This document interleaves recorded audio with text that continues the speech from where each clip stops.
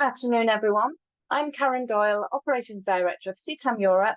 Welcome to you all, and thank you for joining us for today's webinar. I'm happy to introduce you to Christian Knaebel, who is Managing Partner at Global Media Consults, alongside our very own CTAM Europe board member, Marco Frazier, who in his other life is CEO and founder of Screen Plus. We're scheduled today for 45 minutes, which includes time for a Q&A session at the end, so please post your questions via the Q&A button. As always, the recording of this presentation will be posted on the members-only section of ctameurope.com. If you're not a current member, please email info@ctameurope.com for more details. Members have access to a monthly industry webinar and our live annual symposium and networking event, which is happening in October in London, and also webinars and podcasts from our colleagues across the pond at CTAM US. I'll follow up by email about our annual executive management program, which will be held at fabulous INSEAD for next year's program, and registration is open. Marco and Christian will both receive the registration for today's webinar and will follow up or may follow up with their own news separately.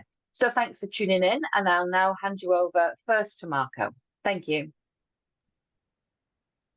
Thank you, Karen, and welcome to today's CTAM Europe webinar, where we're going to be exploring Shoppable TV. I have the pleasure of introducing Christian Knaebel, who is the founder and manager of Global Media Consult.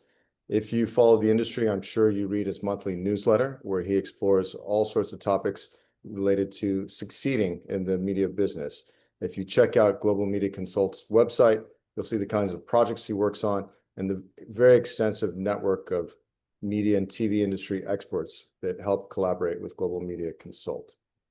So, as we get into things, this is a topic that is getting more and more attention in the media and the newsletters and everything. And there seems to be a little bit of confusion about what this is. So as I hand things over to Christian and ask him to introduce himself, I'd like to ask him, the first question is, Christian, can you please clarify for our audience exactly what we mean when we say shoppable TV and how that might be different from shoppable video or televised home shopping, and whether that's referring just to the big screen or also to our mobiles as well? Over to you. Thank you, Marco, for the kind introduction, and thank you, Karen, for the invitation to be at this webinar. Very pleased to be here and trying to help to make a little bit sense of another trend or maybe just a hype in the industry. And this is exactly the kind of things that we work on Global Media Consult, to look at the trends out there and the developments and figuring out, do they make sense for the business and how can they feasibly and operationally be implemented with our clients. So coming to your question, we have seen this emergence of shoppable TV now since a couple of years. Ourselves, we've been looking at it since 2 years. And initially, I confused it myself with shoppable video. And because shoppable video has a much larger penetration in the market. It's basically happening on the web, that you can go on the web, you look at the website, and you see a product, and it might be a video, and you can shop on the web. So that's basically browser-based shopping, if you so will. And in the ideal case, it guides you with a link to open up another browser tab that guides you to the retailer or brand or whatever. We have also this kind of shoppable video now on social media. TikTok comes to mind, Instagram. Lots of people shop now doing a video on TikTok, and this video is made shoppable. And then, of course, we have the very traditional shopping TV, what many people think when we talk about shopping TV, which is the home shopping channel.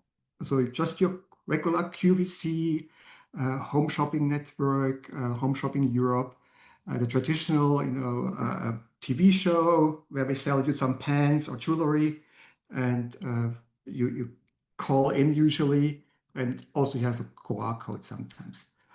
What's new with shoppable TV is that it really makes content itself on a TV screen shoppable. And it means also, in the ideal case, that you conclude your sale or your purchase on the TV screen. So this is why some people confuse, especially I hear a lot that people confuse it with the shoppable video itself. And making a video shoppable is a very common practice nowadays. But a shoppable TV, buying on a TV screen, this is fairly new and still in its infancy. So Christian, why is this happening now? Are there any kind of industry standards? Are there multiple formats? And how effective does it look like shoppable TV is going to be? Yeah. So it's becoming more, I wouldn't say mainstream, because it's still low market penetration, and it's especially in the US where it's happening, shoppable TV. But first and foremost, it's obviously Amazon is trying it. Amazon was one of the first who did really in a kind of mass media approach, a shoppable live TV show. I think it was like during Thanksgiving 2023 when they had a football match and people could shop. I think it was like the merchandise from the teams during that event. And to do shoppable TV requires also technology, which is connected TV, especially with smart TVs, CTVs. And as we have more penetration of this kind of TV sets, it's also the technical infrastructure is there to buy directly on a TV screen. And as we said about the shoppable video and buying on social media, people are getting used now to buy everywhere, to buy instantly wherever we are. So it's also that the consumer is a little bit more educated, a little bit more open to use different channels, different conduits to do their purchase, obviously. And then, as we all know, all these content businesses, every TV business is looking, how can we make money? And this is a new venue, a new way of monetizing content. And given the dire situation that some feel they are in the market, they obviously look for opportunities to make more money and hope that they can do with shoppable TV. But I want to curb the enthusiasm at the moment. The money to be made at the moment is low to almost non-existent, other than the vendors that buy you, sell you typical tech, but that we know from other hypes as well. Right. And final point is also the advertisers like the idea of shoppable TV, because what better way to measure the success of your campaign when having a purchase at the end? I think that's the ultimate, how it's the proof is in the pudding or something like that. So that's the ultimate pudding that you can serve. Okay.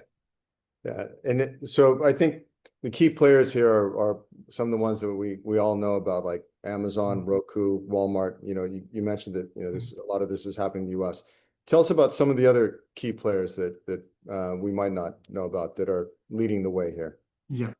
So a lot of hype is around some startups and okay, some are not a startup anymore because they might be in business in 10 years, but a lot of tech companies enter that market. One that comes to mind is Curve AI. We've been kind of the first one who opened that segment in the market to do shoppable TV solutions. They worked a lot with NBC. NBC kind of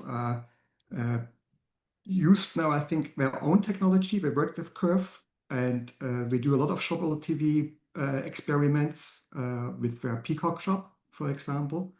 We mentioned Roku, Walmart. I think that Walmart bought Vizio is also a clear sign that they look at the TV as the extension of their supermarket and their department store. So these are the main players. There are some other startups in the US, mainly called ShopSense AI, the Take AI. The Take was one of the first also who experimented in Europe. They did an experiment 2 years ago or 3 years ago with ITV in the UK. But as we probably talk later, Europe is still not really there, so they concentrate on the US market as well. Okay. And we have some European companies that look into this now and have been testing, especially as we know in Germany with RTL and ProSieben. They have run some tests in that segment. So everyone is starting to look at it and doing first tests. Excellent.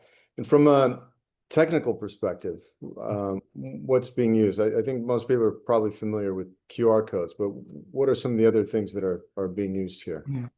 So the QR code is everywhere. And for example, what we did was like earlier this year, we thought, okay, there's all this hype. Everyone is making announcements, LG, Samsung, everyone makes announcement that they have shoppable services and shoppable TV on their TV systems now.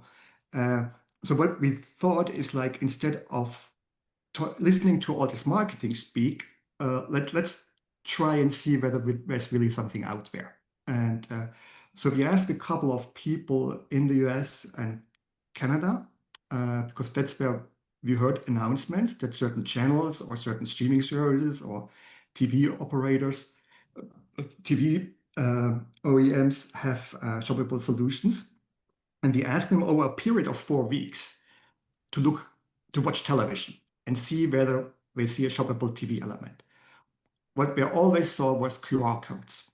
So QR codes are very, very common now in the US as a part of the commercials. Even only if it's just to scan the QR code and get information about the product, not necessarily shopping. So this is very, very much used. But what you really want to have is a frictionless experience, because the QR code means you have to take your mobile phone. For a frictionless experience, technically it must be remote control. And that's what Amazon does within the Fire Stick ecosystem. That's what Roku tries to do within their system. And obviously that's why the TV manufacturers want it, because but remote control operations are still very scarce to see. So our test households didn't encounter any of these commercials. And then there's the third solution, which is working with your second screen or companion app, where you have maybe a shoppable app already pre-installed on your mobile. And it says, okay, shop the look. And it tells you, okay, you have watched American Got Talent. These are the items that you can shop to this show. Or you can push from the TV through the QR code a shopping list into the companion. So that's the second screen one. And some now experiment also voice controlled, so that you can actually purchase with your voice. And obviously Alexa is calling. That's why it's probably, oh, my Alexa. I have an Alexa in the room, and she answers. That's funny. So you just triggered. I probably purchased the fridge right now. So. Just in time for summer. Yeah. Is it too early to pick one of these formats or technologies as being promising? I mean, we all walk around with our phones basically attached to our body 24 hours a day.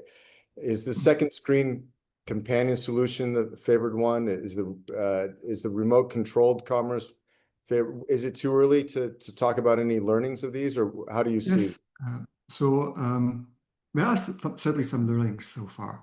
And what we have to realize, basically all the research and papers that are out there are published by someone who has a commercial interest, right. Because it's published either by LG or by these companies that are having the shoppable TV technology and services. So everything, of course, you have to take with a grain of salt. But the things they share is that QR codes, people are a little bit tired of it because it's everywhere. And you see the click rates on QR codes are somewhere between 0.4 and 0.6%. That sounds low. Is that considered low? Actually, that's US. And in Europe, what we hear from the companies that did tests is they would be very, very happy to get that result. Right. Where we talk even, below 0.1. And do you have any ideas of why there might be such a difference in QR code adoption for TV in the US versus Europe? I think it's education. Okay. And just seeing them everywhere and learning about it. For example, in Eastern Europe there is a streaming service called Sweet TV, sweet like sugar, and they have linear channels, and they experimented or start to experiment with their own shoppable solution, and we worked with them on this concept. And what they did, or what they do, is actually a very smart move. Before a shoppable ad or commercial is shown on the TV, they have a little educational video educating the audience. Now comes a shoppable TV ad. There's a QR code here, and this is what you do with the QR code. And so it's just because it's more ubiquitous in the US market. I think that's where it's more common, and people in the US are more, I think, inclined to experiment, to look at things. And I think in Europe, people are a little bit more skeptical about things like that. They are, as you also can see, that the shopping attitude is different. So people are a little bit reserved in Europe. So we still have a long way to go, I think, to educate people in Europe to even scan a QR code.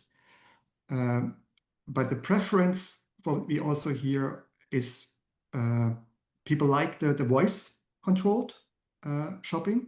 That seems from tests promising, that people like it because it's very convenient. But that would also mean it has to be a frictionless experience, so that you probably can do it only within the ecosystem. And if it's done within a complete ecosystem like remote controlled, the click rates go up around 4 times of the QR code. 4 times. So it's around 2% of people who do a remote controlled purchase process. And we have to also keep in mind, like, scanning a QR code doesn't mean necessarily that you buy something. It's only initiating the process.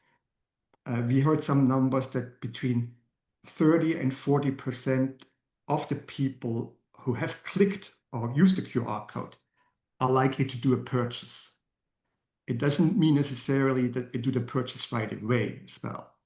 I think the number that we saw was like within a week, we are likely to do a purchase. Right. So it's an indication of their favorability to considering a purchase. Okay.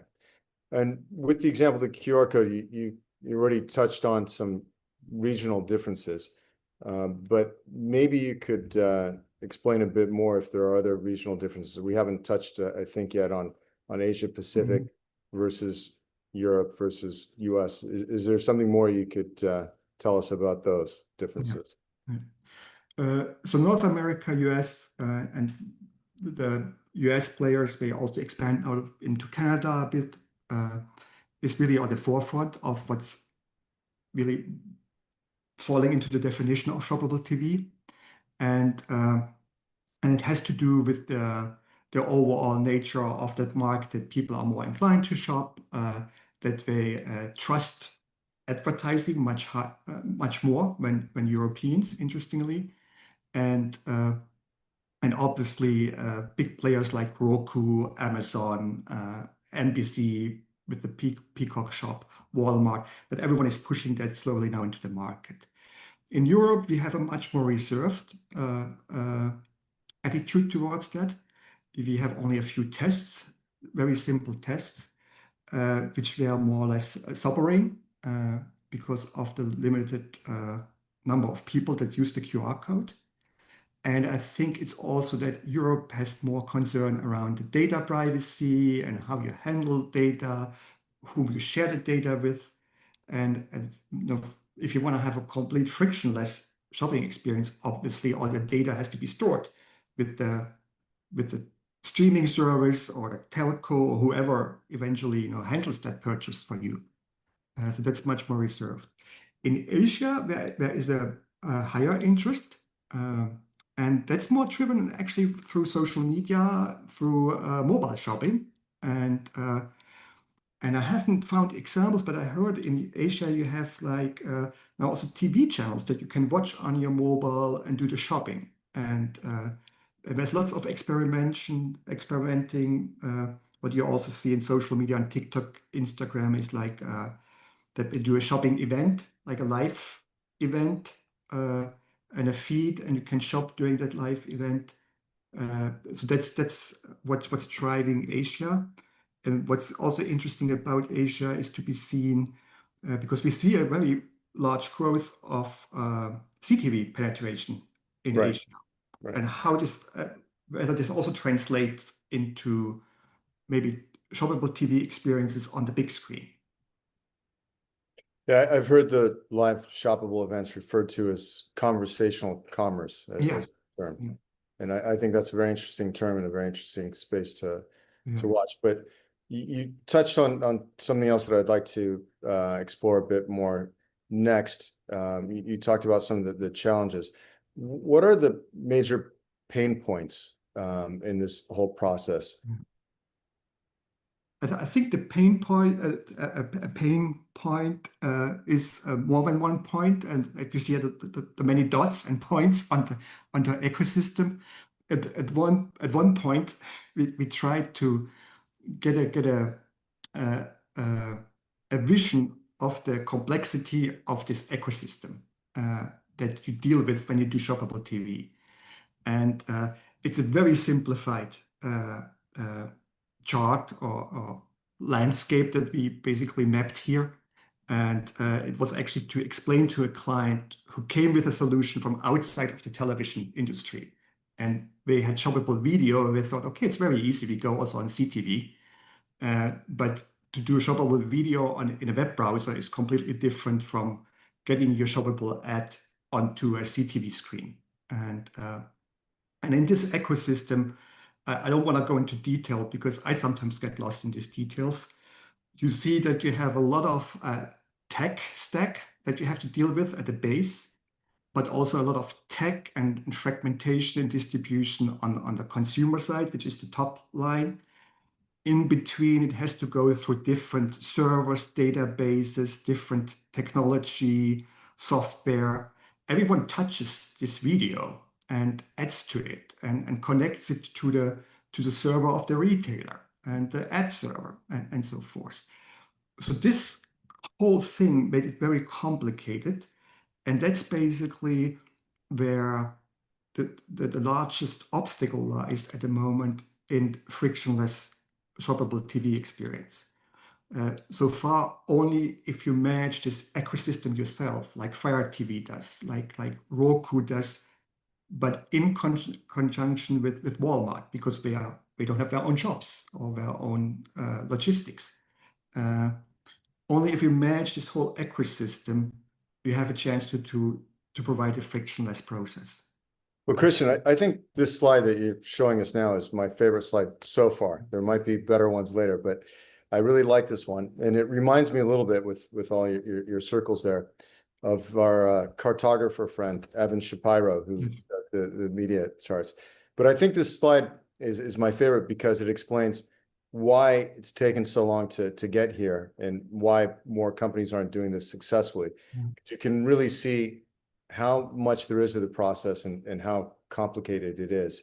And indeed, it's not one pain point, but a plethora of pain points all stacked on top of each other. But having said that, I've got a slightly different question for you. The inescapable topic is AI and AI coming into media and media production and ad technology and all the rest of it. How do you think, or is it too early to say how AI might influence what's happening here or change or accelerate what's happening here in shoppable TV? AI and especially now that AI had its iPhone moment like 2 years ago or so, and everyone expects now AI, certainly had a massive impact on how shoppable TV is developing. And the main impact that we also saw is on all these solution providers. Right. While initially we tried to figure out the tech to deliver the ad and making an ad shoppable, we now look at AI algorithm to also find the right time for the ad, to use sentiment analytics, Curve AI is doing a lot in that we also now try to, we saw that the number of people who scan a QR code or who click to buy is very low. So the concept is, can we increase that rate? Because the other way to increase your sale is to get a larger audience. But then again, shoppable TV would only be for TV events or TV that's watched by many people. But you want to make shoppable TV available on all kinds of content, even if it's only a niche and small audience. So what we try to do is, can we make the moment more attractive for the user or the audience? Right. And we analyze the video to find and use AI to profile the audience and say, okay, this is a romantic scene. Marco might be in the mood to buy some champagne, and because we know Marco, whenever he feels romantic, he buys champagne. And so we look at this and we look at the right moment in the content. The Take AI does also experiment with that, and they look more, can we find shoppable elements in the video, and are there things that people might be interested to buy when they see it or when they watch it on screen. And they claim they can identify up to 1,000 shoppable products within an hour of content. And then they try to match it also with personalization and audience profiling to then display this, okay, and say, on the screen, you just saw a Coke can. Coke, by the way, has a coupon code for you, and click here. And then the other elements where AI comes into play is to obviously match it with the preferred purchase process of the consumer. They might be able to detect whether you prefer to have this shopping occasion pushed to your phone, or whether you prefer to buy it on your screen indeed, or whether you prefer just scanning the QR code. And it can basically help to optimize the process itself. Okay. What I said is like that it was very obvious that all the tech solution providers that I mentioned, they all pivoted over the last 2 years towards AI and using AI. And I think that also helped them because they collected also nice investment money.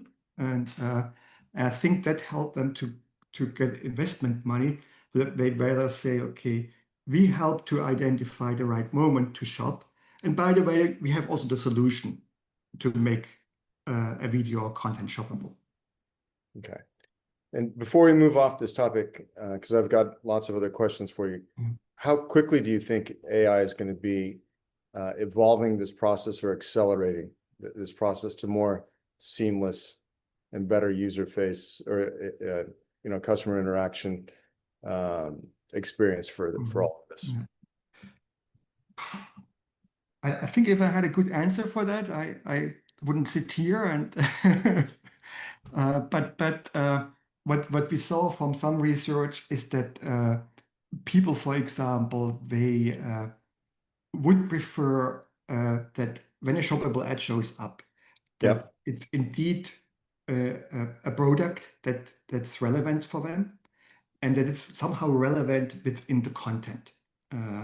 So you don't want to see a horror movie and all of a sudden a commercial for a trip to Disneyland. And I don't have the number, but the number of how this could increase the likelihood that someone buys a product is quite significant. So that's why AI will have quite a severe impact on the Sure. adoption of shoppable TV. And my thinking is we will really see this year some major steps forward, especially in the US market. Okay. So that'll help determine relevancy, and relevancy sounds like a key driver for Absolutely. conversion. Yeah. Okay. Yeah. And you're speaking of research, and no discussion would be complete unless we had a couple of examples. Do you have any examples that you could share with us that might help us work towards some of the key takeaways of where shoppable TV is at right now? Yeah. So one I find cool example is the one with TeleTV. TeleTV partners with the Take AI. And for those who are familiar, TeleTV is this television set where you have a second screen below the main screen that displays advertising. And TeleTV uses the Take for whenever you watch something, whatever you watch on your screen, to identify these shoppable products. And in your lower screen, these products will be displayed. Right. And you might be able to go through a carousel to see different versions of it. And the purchase rate with, or actually the click rate with that service is going up to 7%. So that's why it's a very interesting case that somehow second screen works, but not necessarily the second screen in your hand. And I guess we should probably also mention to our audience that another interesting aspect of Tele TV is that they give the devices away for free. Yeah. Because you might be thinking, who'd want to buy a TV that's got a second screen dedicated just to advertising? Yeah. The answer is simple. You don't. You get it for free. Exactly. And just a fun fact, we thought, okay, because we heard about this Tele TV and the Take partnership. So we tried for one of our testers, we tried to get a Tele TV. And but there is actually a very thorough application process that you have to go through to get this TV. And even if you're approved, I think you have to wait 3-4 months until you get it. And they basically, because one of the other things they do is they collect data and they sell the data like a panel and a consumer panel. So you have to basically meet certain criteria to be granted the wonderful Tele TV and be granted. But if their conversion rate is that much higher than just the single screen main TV that we're used to, it sounds like it's definitely something interesting for them that they can keep doing. Yeah, yeah. And this might bring up ideas for other TV OEMs or manufacturers. Most people buy a soundbar. Maybe you buy a second screen, and that can be also a soundbar, and you get it for all kinds of information and to shop. Yeah. Well, Christian, maybe you and I can partner on a free soundbar advertising. Yeah. Way the TV, Yeah, we just got an idea for business. Yeah, exactly. Okay. Are there some other examples that stand out in mind?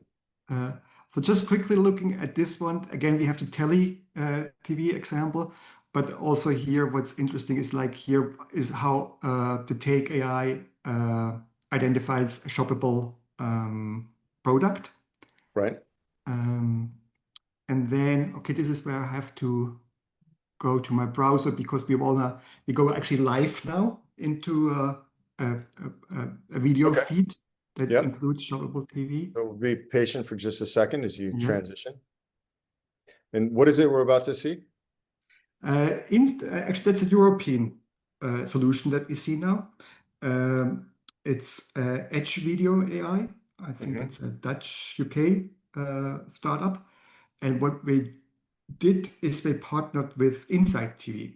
And so on Inside channels, or also if you go to the Inside TV website, you see the stream, but you will also see the stream as it is on the website in streaming services or on your mobile. Mhm. And they also identify products. And then what they did is they partnered with, might be wrong, but they said I think it's between 10 and 15,000 affiliates, like shops, retail shops, Okay. brands, and whatever. And basically, their AI scans the internet and says, okay, here someone has a handbag on this video or a backpack. Show me everyone who sells a backpack of my affiliates. Okay. Let me see. So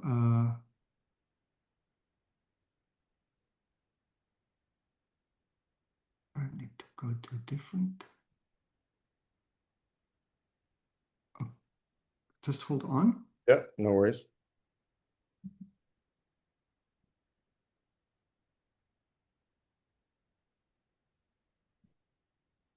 There we go.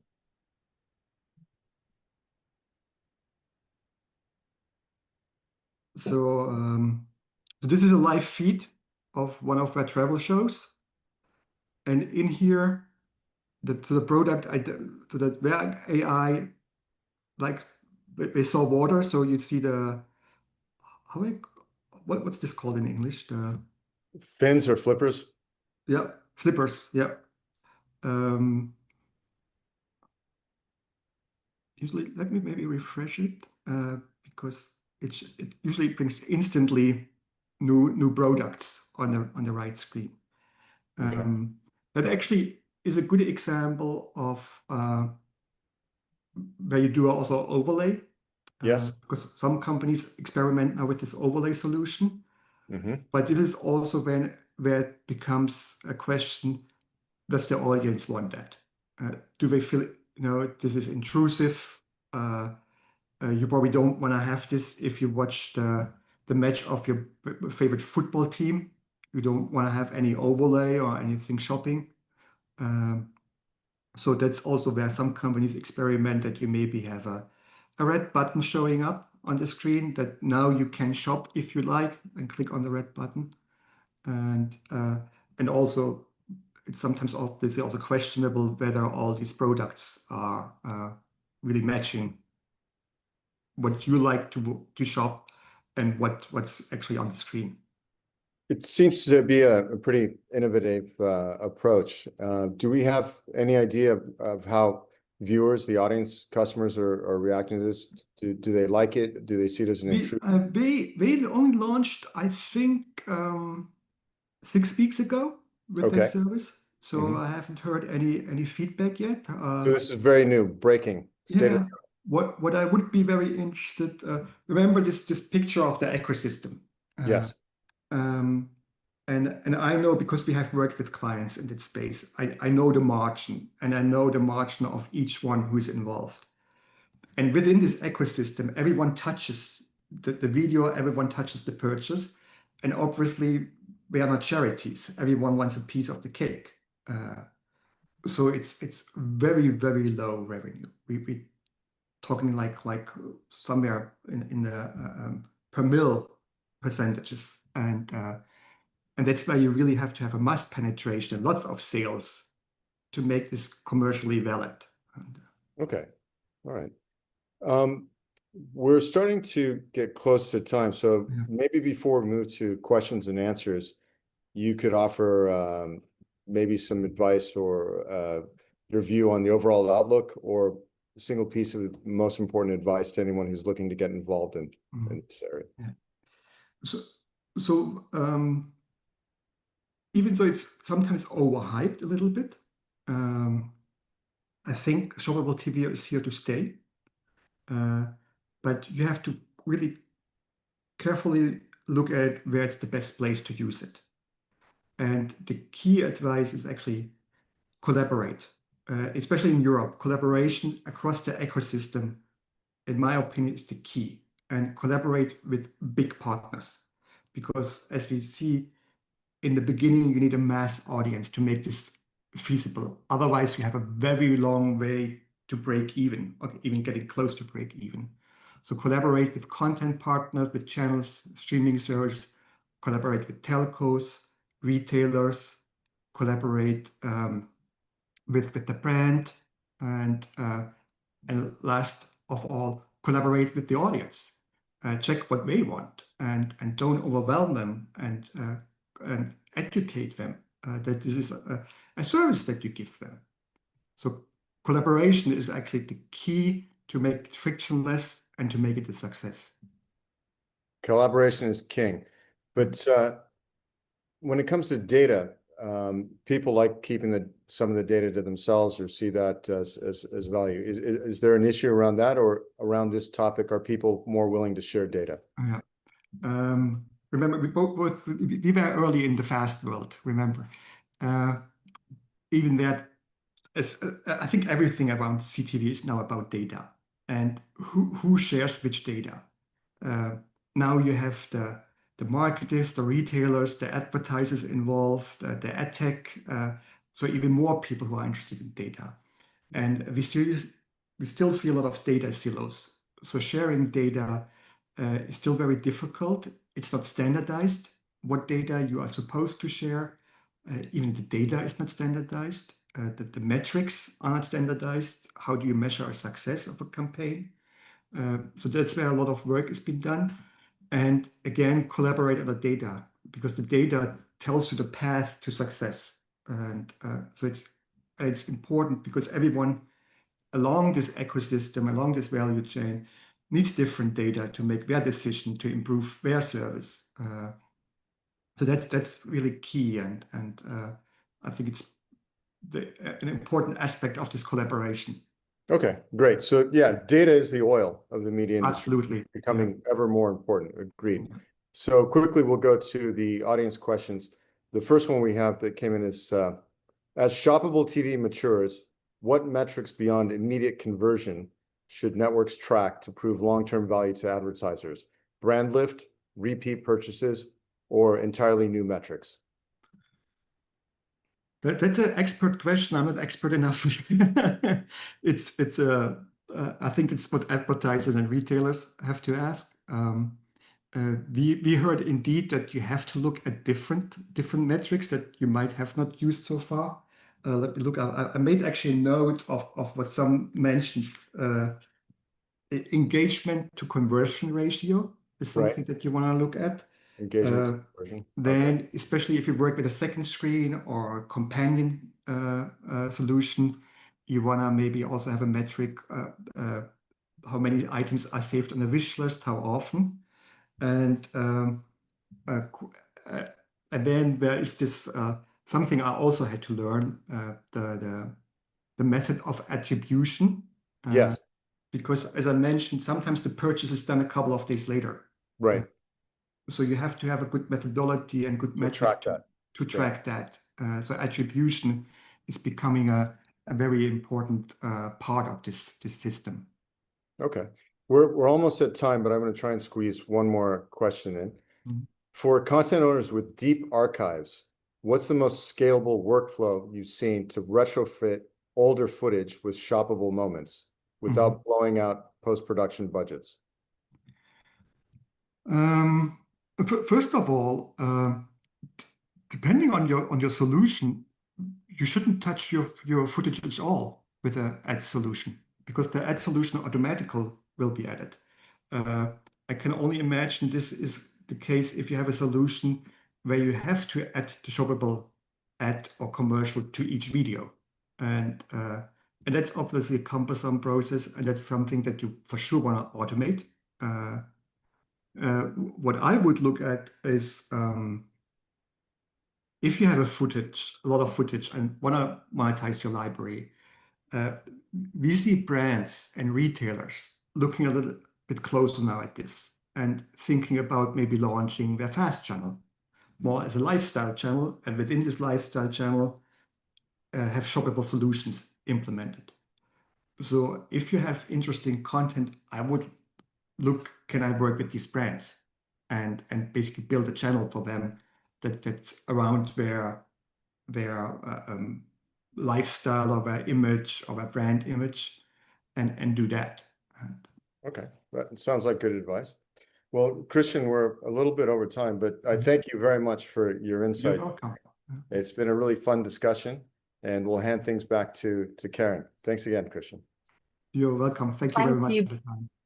Thank you both. It was fascinating. And I'm interested now to see what your new fridge will look like, Christian, and how many bottles of champagne Marco will be ordering when he feels romantic. So thank you very much. It was great. And there were some really good questions as well. If anybody has any further questions, I will follow up by email tomorrow with some info about INSEAD and with your report, Christian, as well, your report that I'm going to send around to. So if anybody has any questions, you can email info@ctameurope.com, or I'll CC Christian into the email as well. So thank you both. It was fabulous. And thank you, everybody, for attending as well. I'll see you both soon. See you, everybody. Thank you. Thank you, Karen. Bye, everyone. Thanks. Bye-bye. Bye.